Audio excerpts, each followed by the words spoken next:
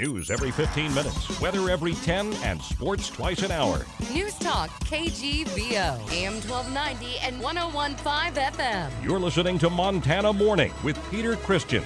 And so it begins between the gubernatorial candidates. Good morning, everyone. It's Montana Morning, and it's Friday. Congratulations, you made it. Right now, it's January 22nd, 2016. We have a fog in Missoula right now, 20 degrees.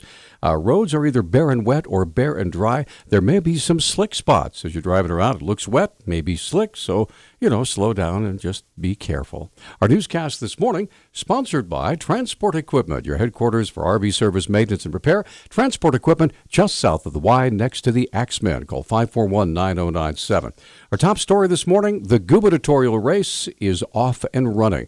Campaign finance looks like it'll continue to be a hot topic in the 2016 gubernatorial campaign.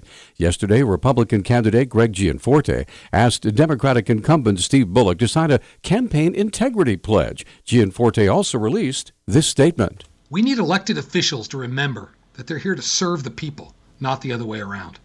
We have too many officials who act as though they are beholden to the special interests in Helena and Washington, D.C. That's why today in our capital city, I want to send a clear message. No special interest PAC money in this campaign. I'm tearing up the checks, and I'm calling on you, Governor Bullock, to do the same. In an Associated Press release, Gianforte went on to criticize the governor for raising, quote, $3 million in dark money while serving as head of the Democratic Governors Association, end quote. Governor Bullock's campaign manager, Eric Hires, called the campaign integrity pledge a gimmick. I mean, look, for Gianforte to be taken seriously, why doesn't he start by pledging that he won't spend or funnel more than $1,300 of his own fortune into this campaign, right? Here's a guy that's dumped hundreds of thousands of dollars into groups who lobbied against Montana's Disclose Act, and a guy that has a Koch brothers PAC, Aegis PAC, soliciting funds on his behalf this very day, this very moment. Montana shouldn't waste time on his tired political gimmicks and hypocrisy. When asked directly, Hires said Bullock does not intend to sign the campaign integrity pledge. More on that topic locally. The Missoula Democratic Council had an anti-Gianforte meeting yesterday, just hours before newly declared Republican gubernatorial candidate Greg Gianforte was to hold an event in Missoula. Also downtown, party chairman David Kendall praised incumbent Democrat Steve Bullock. It can't be that he's running because of the economy. Under Governor Bullock, our economy is doing just fine, thank you. We have more Montanans working now than we've ever had in our history. State Representative Andrew Person used a football metaphor to compare the two men. Here's the deal on attacking Governor Bullock on the economy. Attacking Governor Bullock on the economy makes about as much sense as attacking Peyton Manning for not having enough experience in the postseason. And it just doesn't make sense. And Representative Kimberly Dudick listed 3 reasons for Montanans to oppose Gianforte. We know that Greg Gianforte has a long history of working against all equality, working against equality for our LGBT community. He has spent over $1 million leading the fight against anti-discrimination ordinances in our state. So that's the Montana that Greg Gianforte wants. Dudick closed the meeting by stating, quote, Greg Gianforte is not right for Montana, and Steve Bullock is, end quote.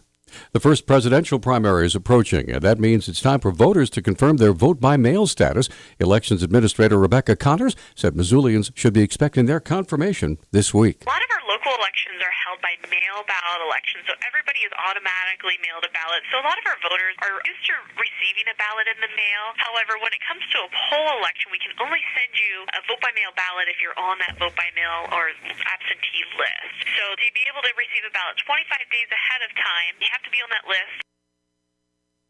Connor says voters are required by law to confirm their status every 2 years with a local election office. If you don't receive a vote-by-mail confirmation, here's what to do. We created on our website a secure portal at MissoulaVoteByMail.com where voters can go on there and sign up electronically.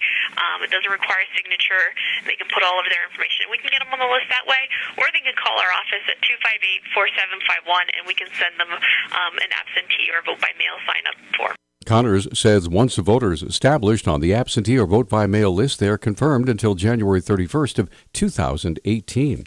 A Havre teenager who pleaded guilty to attempted deliberate homicide for stabbing 3 Montana State University Northern students has been sentenced to 100 years in prison. The Havre Daily News reports 18-year-old Justice Brown was sentenced yesterday for repeatedly stabbing Sam Mix, Taylor Woolman, and Alicia Sneed during a break-in at an off-campus apartment in May. A large crowd was on hand at the Hill County Courthouse yesterday as the judge said his first duty was to protect the public. Following the establishment of an investigative docket back in November to evaluate state railroad safety programs, the Montana Public Service Commission held a meeting on Wednesday to gather further input. Spokesman Eric Sell told KGVO News about one of the recommendations brought to the PSC. Legislative Audit Division recommended that the Public Service Commission increase the number of rail safety inspectors that we have on staff. We currently have 2 inspectors on staff. Legislative Audit Division suggested that we increase that number to 5 inspectors. Another suggestion recommended the PSC perform a statewide rail risk assessment. Where we're at right now, the Commission is going to discuss the results of the roundtable and to see if they want to move forward with any more research, look into these suggestions from the Audit Division anymore, and at the end of all that, decide if they need to bring anything before the legislature. Sal says the PSC is also diving into what resources would be needed to undertake both of those recommendations.